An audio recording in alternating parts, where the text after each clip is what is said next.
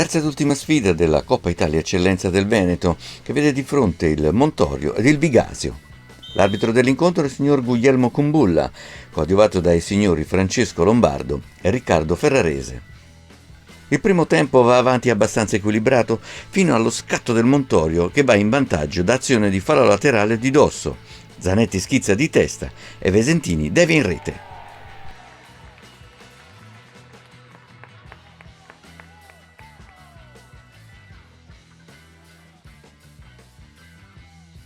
Il Vigasio raggiunge il pareggio dopo circa 10 minuti. Bani raccoglie il lancio di Valdagna e fa filtrare un passaggio in aria per Forestan che batte Bragantini. Passano ancora 10 minuti ed il Vigasio effettua il sorpasso su azione di calcio d'angolo. Bruda sul secondo palo incrocia di testa e segna.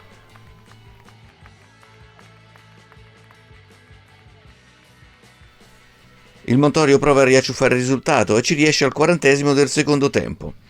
Dal Sasso vince un contrasto e serve Dosso. Cross in aria, respinta di Chiarello e Fiumicetti tira al volo. La sfera colpisce Capitan Cinel e finisce in rete. Ma sentiamo le parole di Stefano Menini. È finita la Coppa Italia, una manifestazione che non è mai stata tanto fortunata per il Montorio, però una prestazione che ha visto la squadra svegliarsi forse un po' troppo tardi, perché nel finale si sono create perlomeno 3-4 occasioni clamorose.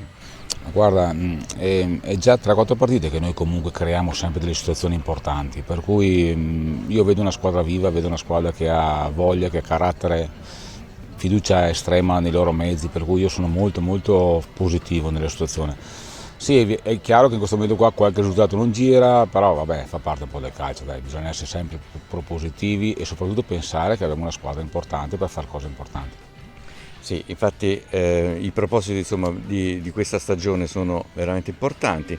La squadra sta cercando di rodare per trovare il migliore equilibrio possibile. Oggi chiaramente c'era una formazione diversa, cercata proprio per questo tipo di gara, che non aveva un obiettivo di classifica né tantomeno di qualificazione, quindi si è cercato anche di trovare nuove soluzioni. Ma sì, ma ci vuole pazienza. Allora è chiaro che come ha detto il mister, quando si inizia il campionato, tra giocatori nuovi che arrivano, insomma certezze nuove che devono arrivare anche dal campo, ci vuole un po' di pazienza. Non sempre i risultati arrivano subito e possono arrivare dopo, però l'importante è avere sempre l'entusiasmo e capire che insomma il calcio è sempre divertimento.